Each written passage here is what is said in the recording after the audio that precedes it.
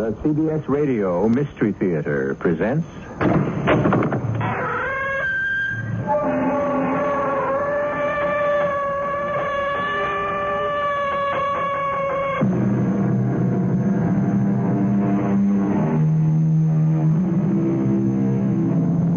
Come in. Welcome. I'm E.G. Marshall. In Greek mythology, the Titans were a race apart, one step below the gods. In our culture, a handful of poets, artists, and musicians belong in the same high place. And no one best establishes his right to be there than William Shakespeare, who spanned 2 centuries.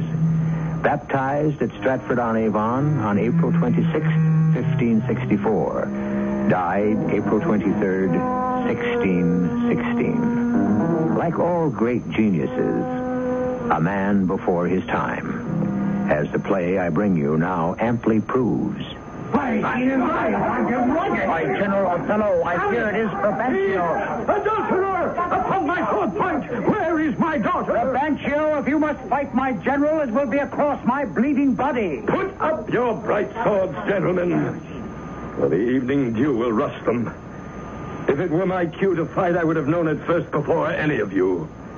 Is it my skin you challenge, or the man? Be assured, in any case, the Moor stands ready to answer you.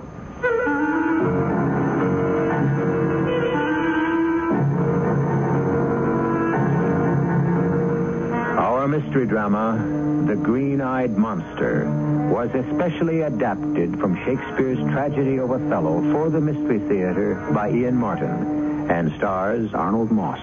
I'll be back shortly with Act 1.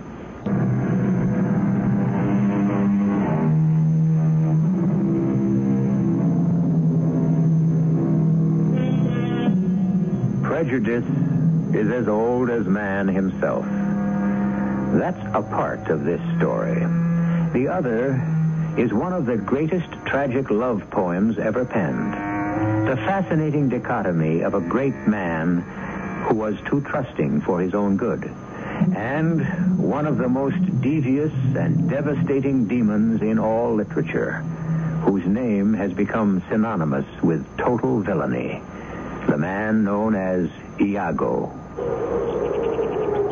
Rodrigo, I was promised from high places among the doges of Venice that I would be second in command. As will you merit, Iago. Then suddenly the great general, the Lord High Panjandrum, from his blackbird seat pronounces to me, I have already chosen my right hand. Cassio? Cassio, a Florentine, a fellow who never set a squadron in the field or has been battle-tested.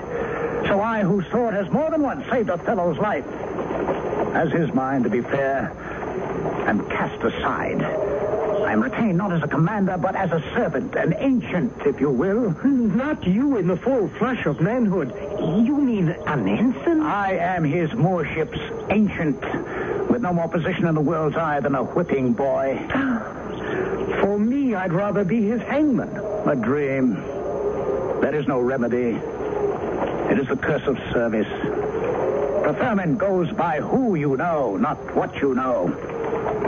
I only disclose to you why I have little cause to love the Moor. I would need no cause to love a black upstart. I would think you had deeper cause of complaint than I.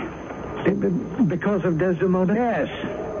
Does it not tear you apart, my friend, that your golden-haired love has been swallowed up by the dark Moor, who is her master now far more than he is mine? What can I do? Here we are in Desdemona's father's house. He is a senator and helps rule Venice. Let's rouse him to your aid. Rouse him? But does he know of Desdemona's love for the Moor?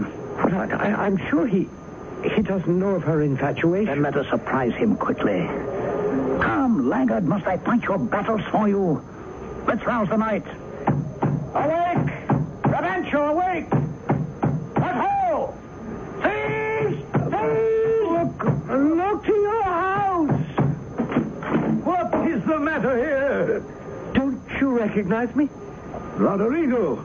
Well, now it all becomes more clear. I told you not to hunt my door. My daughter is not for you. Who better would you promise her to? Where is your daughter, senor? Search your house, if you will. You will find your jewel has been stolen, and by black magic. My God, you'd better be mistaken. Some service here. Strike the tinder. Bring me a taper.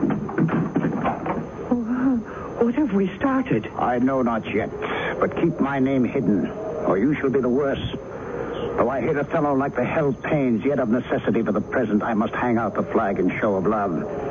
And so, farewell, Rodrigo. Guard my name. As I would guard my life. As your life depends on it. My captain, Othello. In the trade of war, I have slain men, but in my conscience, this would not have been murder. I lack iniquity to lead me to that. And yet, as Brabantio spoke, I had it in my mind, for love of you, to sink my dagger in him. Far better you did not, my friend Iago. But he prated in such scurvy and provoking terms against your honor. He will be neither first nor last. My life can only be measured by what I've accomplished. God grant it is enough. I would not care to try to put it to the challenge, except for gentle Desdemona. It's only for her... Wait.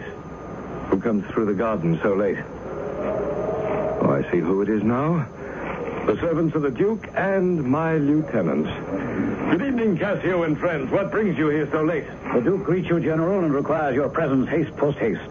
Well, what's the matter? The news from Cyprus. Message upon urgent message from the fleet, and you are hotly called for. Not finding you at your lodgings, the Duke has sent no less than 3 parties to search you out. I'm glad you were the one to find me. I'll spend only a word or two in the house and straightway join you. Agent, what is he doing at this villa? Tonight he has boarded a tiny little craft that, if she prove a lawful prize, may just have made him forever. I don't understand.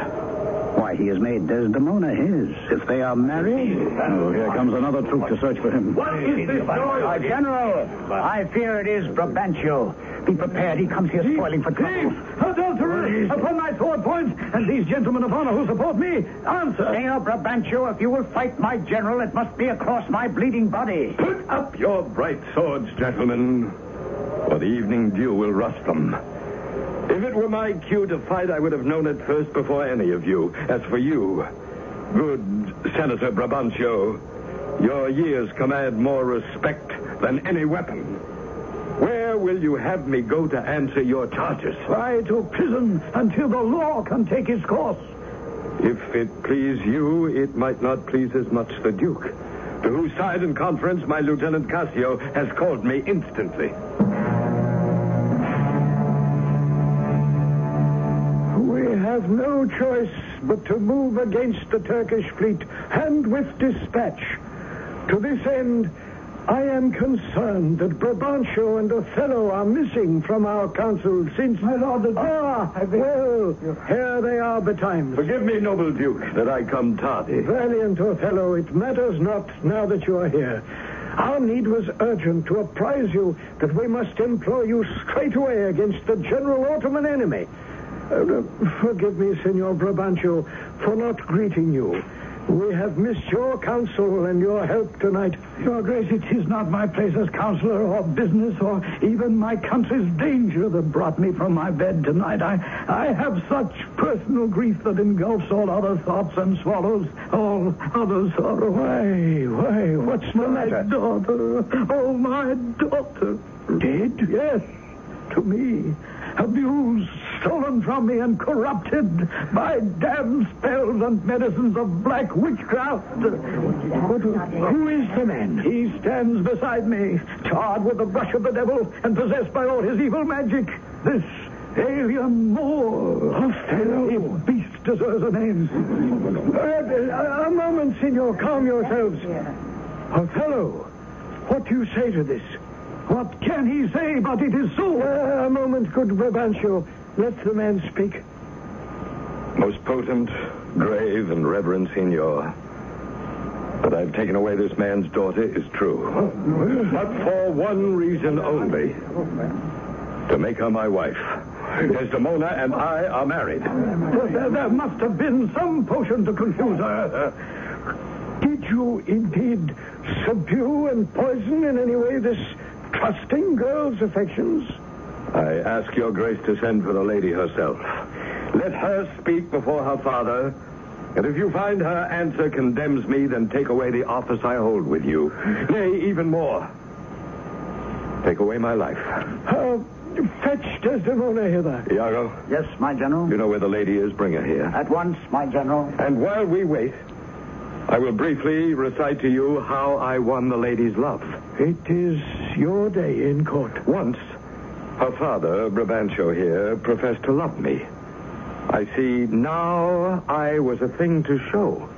Like a tiger caged or some ancient Roman gladiator, he would prod me on to tell the stories of my campaigns of flood and field and hairbreadth escapes of vast caves and parched deserts, of captures and escapes, of bloody wounds and heady victories.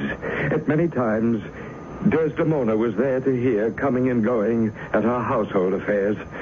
And then, as chance would have it, whilst we were alone, she begged me to tell her of all my pilgrimages and campaigns. And all my agonies of youth she heard so tenderly, and talked of my life and called it passing strange and pitiful, wondrous pitiful. She loved me, you see, for all the dangers I had passed, and I loved her, that she could pity them. This is the only witchcraft I have passed. And now, gentlemen, will await my beloved Desdemona, that she may witness it. Well, here, Brabantio, is your daughter. If you would have her speak, it is your right. Dear Father, my life, my education, my upbringing have all taught me to respect you, and I do. You are the Lord of duty, and up till now, I, your obedient daughter. But here's my husband by my side, whom I love dearly, and as much duty as my mother owed to you, preferring you before her father. So much I must owe my husband and my Lord. By God, I'd rather adopt a child than beget it. Well, come here, Moore. I now bestow on you with all my heart what, if you did not own already, with all my heart I'd fight to keep from you. For your sake, Desdemona, I am glad I have no other child. My Lord Duke, I'm finished. If you please, let's on now to state affairs. So be it. Othello, no one knows Cyprus better than you. It is our consensus that to stop the Turk, you must leave immediately to handle the defense. Unhappily, a poor time for you to leave your bride's bed. I am a soldier. I must obey commands. I will leave immediately, subject only to knowing that my wife is housed safely and in such style as suits her breeding. If you please, I suggest her father's. No, I'll not have it so. Nor I. Nor I. If it please your grace, may I speak? Yes, speak. How much I love the Moor must be apparent to all of you. Since I am aware that in the act of marrying him and devoting my life to him, I turned my back on fortune and society.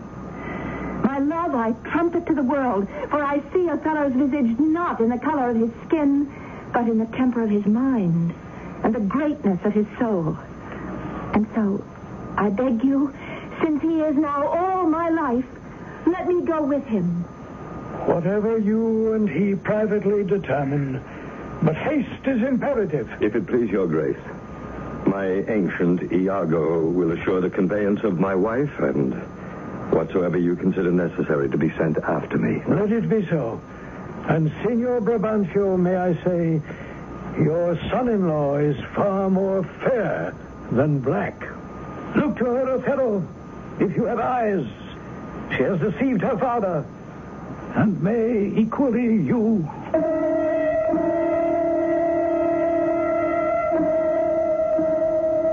The ominous note has been sounded, and the stage is set. It is time now for Shakespeare's most sinister and contemptible villain to move to the center of it and ruthlessly and relentlessly destroy a brave, graceful, trusting man whose straightforwardness is no match for the twisted mind of his evil genius, Iago.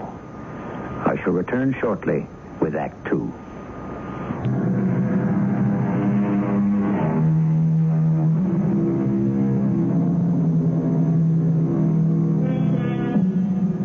Othello has retired to spend one last hour with his beloved Desdemona before setting sail to organize the defense of Cyprus against the invading Turks.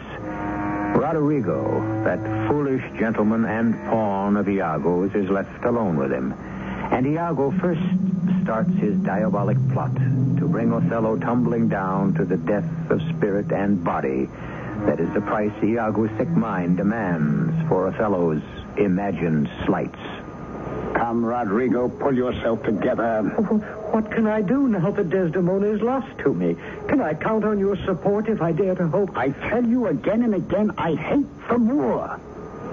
Go make money, and we shall talk again tomorrow. I would not spend a second with Roderigo except for the use I can make of him and his money. I need a better man for my design. Cassio. In proper time, I'll abuse Othello's ear with hints that Cassio is too familiar with his wife. The Moor is of a free and open nature that thinks men honest if they seem to be. And though I hate the Moor, he holds me in good esteem. The better to make my purpose work. Good, Cassio. Well met. Have you our precious cargo aboard? The Lady Desdemona is safe in my wife Amelia's charge. Throw out the gangplank. Come, my lady, and mine own mistress. We're safe to shore at last. Ah, the riches of the ship is coming ashore. All men of Cyprus, offer her your knee. Hail, Desdemona, welcome and most welcome. I thank you, valiant Cassio. But where is my lord? Not yet arrived from his victories, but all is well, and shortly he should join us. How did you part company? Returning from the Ottoman defeat, our ships were separated in a squall. Our good ancient Iago, you are welcome. And your good mistress. Forgive me if I welcome her thus. 'Tis only my breeding allows me this show of courtesy. Sir, if Amelia gave you as much of her lips as she does me of her tongue, you might have regretted the impulse. You have little cause to complain. Oh, not I. You rise to play, but go to bed to work. Oh, if I find it work, then yours is the fault. Well said, Amelia. Well, never let him write my praise. I could do better, given the chance. How would you praise me, sirrah? You are both fair and wise. Fairness and wit. The one's for use, the other uses it. Riddle, sir? Suppose I were black and witty. If you were black and still had wit, you'd find a white that to your blackness fits. Suppose she was fair and foolish. No one who's fair could ever be foolish. Well said in truth, Iago. That last spoke home. Closer to home, Cassio, than you might have dreamed, since it moved you to take her hand in yours. A little web, but enough to ensnare even as big a fly as you. Ah, the Moor. I know his trumpet. Yes, it is his ship. Take me to meet him, so I can receive him in my arms.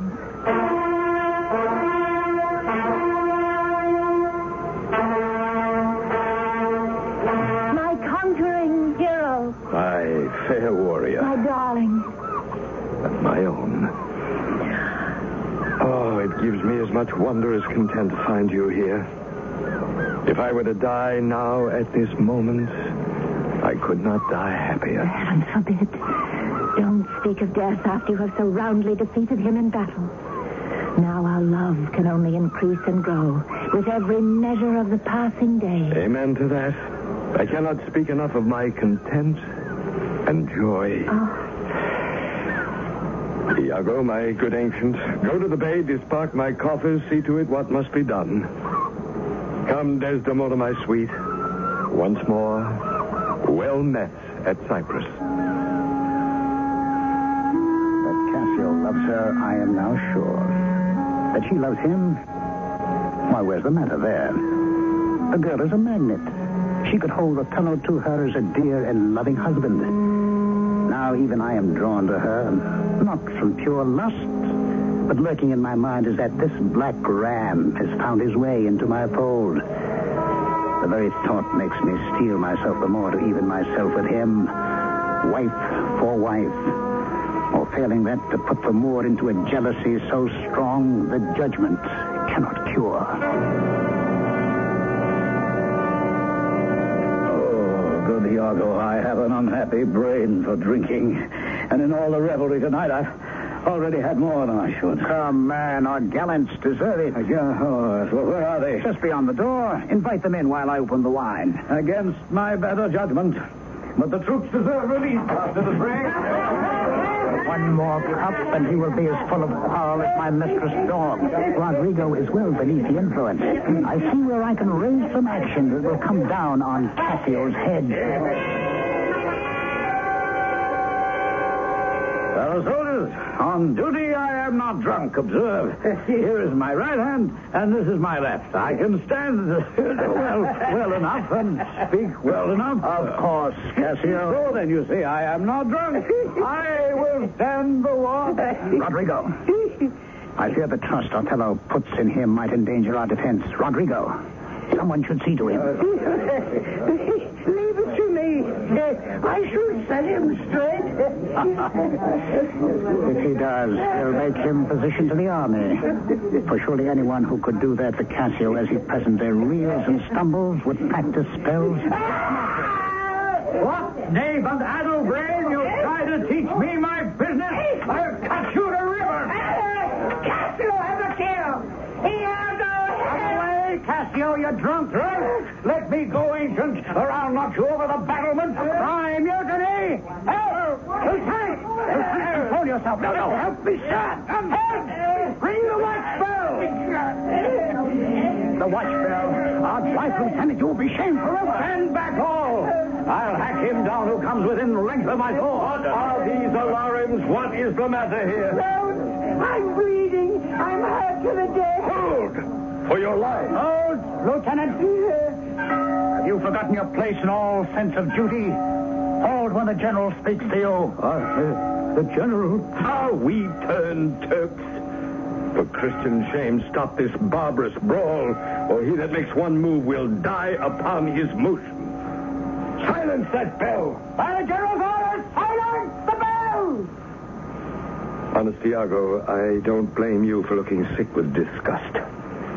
Who began this? I'd rather have my tongue cut out than do offense to Michael Cassio. It was nothing, good captain, than a little too much wine before the watch.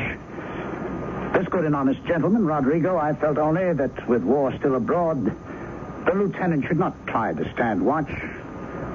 Blinded by the wine, Cassio Cassio, from this day forth, you are no longer officer of mine. What's the matter, Othello? All's well now, my sweet. Come away to bed. Iago, see to the young man's hurts. Come away, Desdemona. It is a soldier's life to have his sweetest slumbers racked with strife. Oh, God, what have I done? Are you hurt, Lieutenant? I passed all surgery. I have lost the immortal part of myself.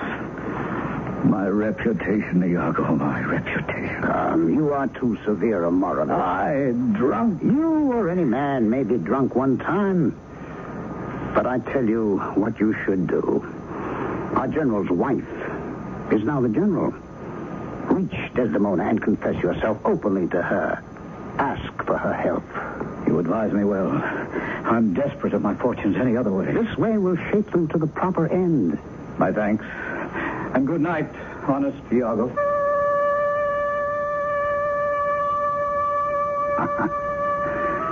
Who is there then to say I play the villain when my advice is free and honest? When devils plan their blackest sins, they first make heavenly show, as I do now. And while this honest fool begs Desdemona to repair his fortunes, I will drop my slow pestilence in her husband's ear. But Cassio lusts only after her body. So I will turn her virtue into pitch, that shall in the end tar all as black as the damned Moor himself. If I have any grace or power to move you, sweet Othello, forgive your Lieutenant Cassio. If he does not love you truly, I have no judgment of an honest man. Desdemona, sweet, some other time. You know I can deny you nothing. Farewell, my Desdemona. I will come to you soon. And I will wait. Your obedient slave. Damn, how I love her. And when I love her not, then hell can eat me up. Did Michael Cassio always know of your love for my lady? Of course. He carried messages between us very often. Indeed. Indeed. Well, what do you say in that? Is he not honest? My lord, for all I know. Well, what do you think? Think, my general? My God, he echoes me as if there was some monster in his thought. What is it? No, good my lord, forgive me. Take no notice. Good name in man or woman is their most precious jewel. Who steals my purse steals trash. But who robs me of my good name enriches not himself and makes me poor indeed. By heaven, I'll know what you are thinking. Othello, beware. Beware of jealousy. It is the green-eyed monster which mocks the meat it feeds on.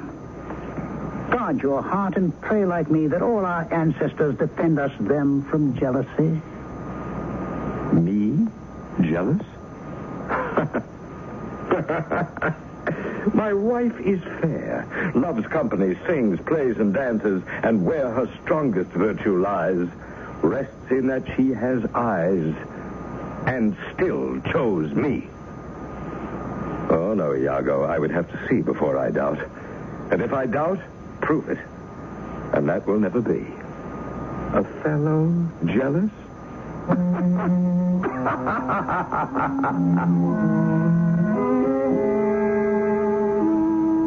But the seed has been planted, and with Iago to nurture its growth, will grow and grow and grow. Inevitably, Othello hears a still small echo of her father's words, which will grow and grow to a shout. She has deceived her father and may equally you. I shall return shortly with Act 3.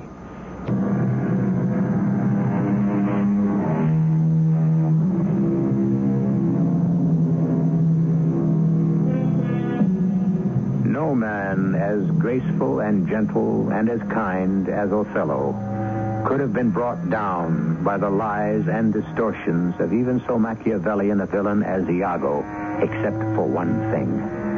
Othello had an Achilles heel, the color of his skin. So, like Achilles, he was vulnerable, and Iago's poisoned arrows at last had found the mark. From now on, it was a matter of carefully fanning the fever to white heat. And the means to accomplish that was a handkerchief.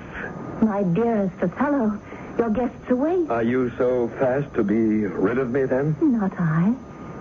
Why do you speak so faintly? Are you not well? I have a pain upon my forehead, here and here. What pain is that? I fear to think what might be growing there. It is only the strain of battle and constant watching. Come, let me bind it hard with this, and it will soon be gone. No. Your handkerchief is too little. Let it alone. Come. You shall sit at dinner with me. Oh, my lord, I do not look as I should. So long as you are where I can keep an eye on you, it does not matter. I had not planned. I hope you had no other plans. Now come at my command and say no more. The lady, you dropped your handkerchief. No matter. I shall put it by. Amelia, Iago, what are you doing here? you left me all alone. I have my duties to perform. And do not chide me, for I have a thing for you. What? Here in my lord's bedroom? Oh, be quiet. It's something you bade me steal for you. A handkerchief. What handkerchief? What handkerchief, indeed? The one that was her first remembrance from the moor. Oh, why you want it, Have you stolen it from her at last? Oh, Maya. No, not even for my husband's favors would I steal. Then how came you by it? She let it drop through negligence, and I, being here by chance, picked it up. Here. The very one. Why do you want it so? Give it back to me. It is so much a favorite of Desdemona's, she'll run mad to find it lost. Don't let her know you found it, or I had it. Your promise? It's such a little thing. Oh, you have it. My lips are sealed. drop this handkerchief in Cassio's quarters and make sure he finds it. Trifles are monsters to the jealous. Already my poison has changed the Moor, but now with what seems to be proof, not all the puppy or mandragora or drowsy spirits of the world shall ever win him back the sweet sleep of yesterday. You're early abroad, my general. Iago, what are you doing here on the walls? Just coming off my watch. I wish I'd known I would have chosen to walk later. My lord is angry with me. 2 days now you have kept me from your side. For good reason. You were the one who set me on the rack. I tell you, it's better to be much abused than just to know a little. What sense had I of her stolen hours of lust? I saw it not, knew it not. It didn't harm me. When I knew nothing of Cassio's kisses on her lips, I slept well. But now, forever, farewell, tranquil mind. Farewell, content. Farewell, the plumed troop, the royal banners, and all quality that made ambition a virtue. Pride, pomp, and circumstance of glorious war. Farewell. Othello's occupation's gone. Is it possible? Villain! Give a living reason she's disloyal. If you would but let me speak. I would you never had. And so do I. Last night, before the watch, I was alone with Cassio in the guardroom where he was asleep. He is that kind of man who mutters in his sleep, and I... Would that I had not heard, but I could hear his words. What words? What words? Well, such as, sweet Desdemona, let us be wary and let us hide our loves. And, oh, cursed fate that gave you to the Moor. Oh, monstrous, I will tear her all to pieces. No, no, be wise. These are only words. She may be honest still. Yet... Yet what? Out with it. I may be mistaken, but have I not seen in your lady's hand a handkerchief of cambric embroidered about with strawberries? I gave her such a one. Why do you ask? I speak, remember, at your command. I saw such a handkerchief today. Where? I'm sure it was your wife's. Where? In the guardhouse. Cassio used it to wipe his beard. Oh, blood. Iago, blood. Patience. Your mind may change. Never. Like the Pontic Sea, whose icy current, never ebbing, drives relentless through the Hellespont. Even so, my bloody thoughts will ne'er look back. Kneel with me now that I may take oath to those words. Within 3 days, I will hear you say that Cassio is not alive. Where could I have lost that handkerchief, Amelia? I do not know, madam. I'd soon have lost my purse. I'm lucky that my noble Moor is true of mind and gently understanding. What? Is he not like every man? And how is every man? Suspicious, jealous. Jealous? A fellow? I think the sun where he was born dried up all ugly thoughts. Here comes my lord. For once I have him all alone. I will not leave him now till he mends his silly quarrel with poor Cassio. I will be in the antechamber. How are you, Desdemona? I am well, my good lord. Dear heart, I have made bold to send for Cassio to come and speak to him. Have you a cold? No, just something I choked upon. Lend me your handkerchief. Here, sweet. Oh, no, not that one. The one I gave you. I don't have it here. Oh, that is a fault. To lose it or give it away would be a sin that could mean ruin. Oh, no, please don't say that. There's magic in the web of this, woven by a sibyl from silk, from hallowed worms, dyed in the shriveled remains of maidens' hearts. Then would to God I had never seen it. Why? Is it lost? It is not lost, but even supposing that it Is were. it gone? I've told you. Then fetch it. Let me see it. Come. This is a trick to put me from my suit to have you welcome Cassio. Forget him. Fetch me the handkerchief. You'll never meet a more sufficient The man. handkerchief. Talk first of Castro. The handkerchief. A man who founded all his fortunes on yours. Truly, for once, you are to blame. Death and blood, let me away from you before I choke out my own bile. And this is the man who knows no jealousy? I never saw him thus before. I only hope that Cassio can tell me what's amiss. Now, hear me, Rodrigo. If I have taken your money, it is only for your sake. The Duke has sent advices that Cassio will be governor of Cyprus. If this be so, what chance have you to win her favors? But Desdemona is still wed to Othello. Othello's influence in Venice is on the wane. I promise you he will not stand before you long. Here comes Cassio. Draw your dagger and off with you in the dark to strike the blow which wins you all. If you but dare. Die, adulterer, die! Let off! Oh, and here is what in return. Oh, God! To the rescue! Damned foolish bumbler. I can only hope that Othello proves more deadly at the death.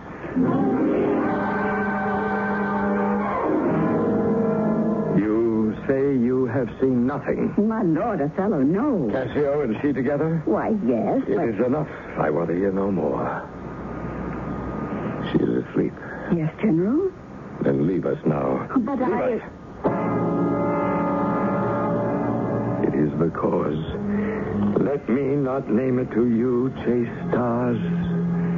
It is the cause. Yet I'll not shed her blood or scar that skin of hers that to my eyes is white as snow. Yet she must die or she'll betray more men. Put out the lights. And then put out the light. If I quench it, how can it be restored? If I repent. Othello, Yes. then come to bed, my lord.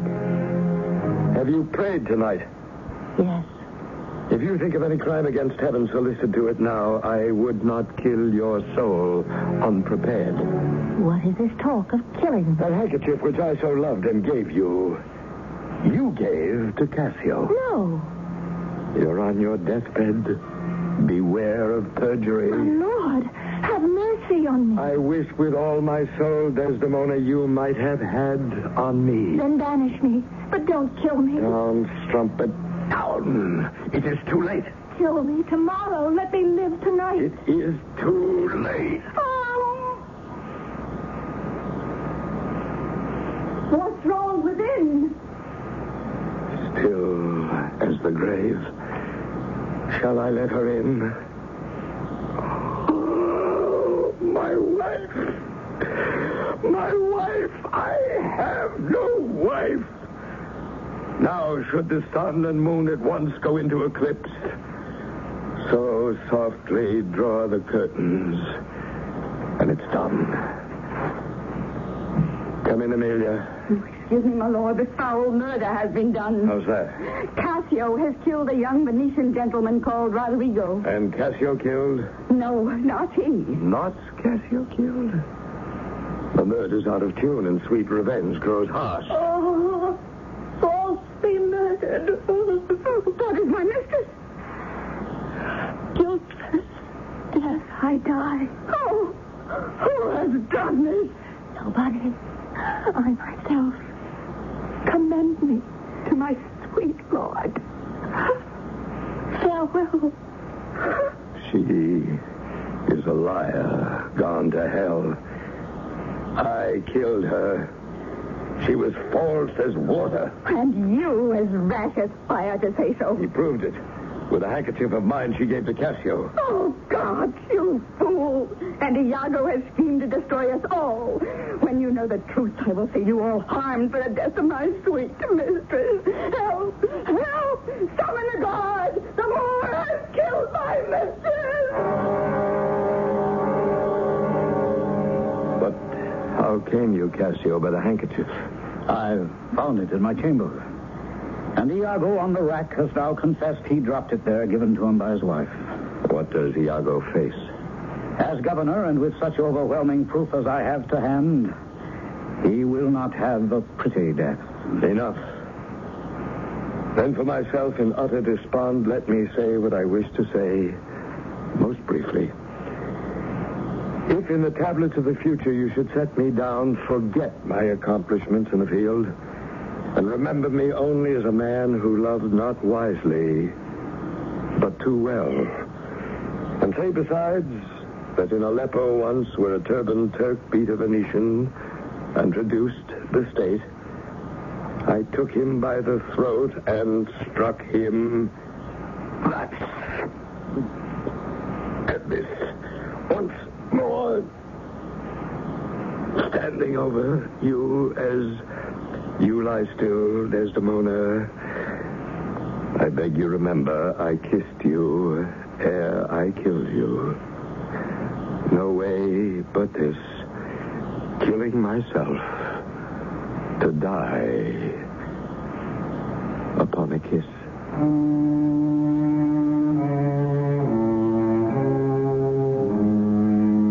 The inevitable climax at last reached. This is tragedy at its finest. Inevitable, inexorable, and somehow, in the honesty of all but the central villain, ennobling. I'll be back shortly. This is Lucille Ball, here to make a personal appeal to every American. Since the 1880s, the American Red Cross has been stepping in when there's been big trouble, like a hurricane. But nobody has to tell you the Red Cross is there when a hurricane strikes. So let's talk about the other Red Cross, your neighborhood Red Cross. They teach kids to swim. That's good, Eddie. And they train about every lifeguard on every beach. It's possible to look into it. We can get in touch with the local shop. They help veterans get on their feet. They help people relocate after fires. Are you comfortable? Okay, now relax. They collect and distribute blood. They give a hand to the older folks in your town and do scores of other jobs. Running very nice. It's easy to see why we've got to have Red Cross, and only you can keep Red Cross ready for the little emergencies in your neighborhood. And the big ones. Help keep Red Cross ready.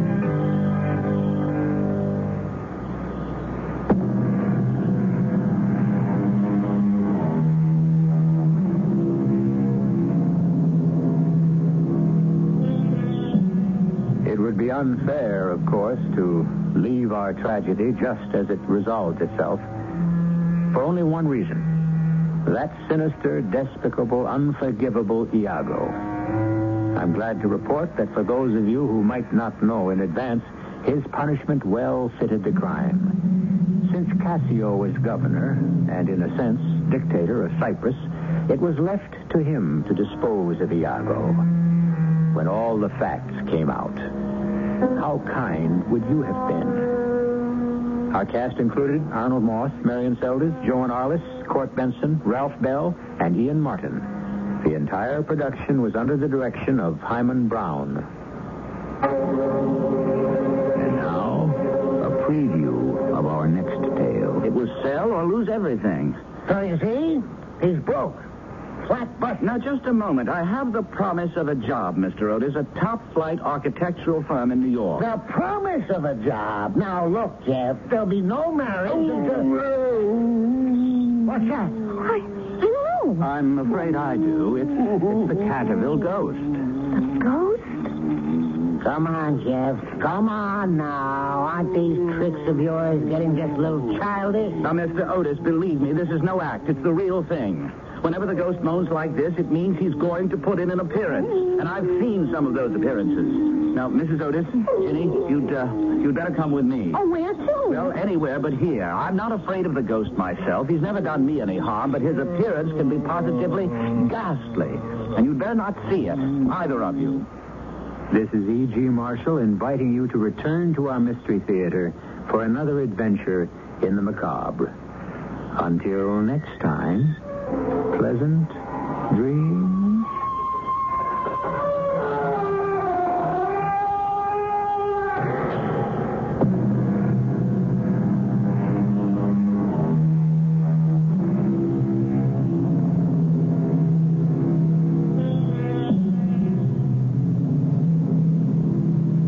This is CBS for the Great Southwest, KOOL Phoenix.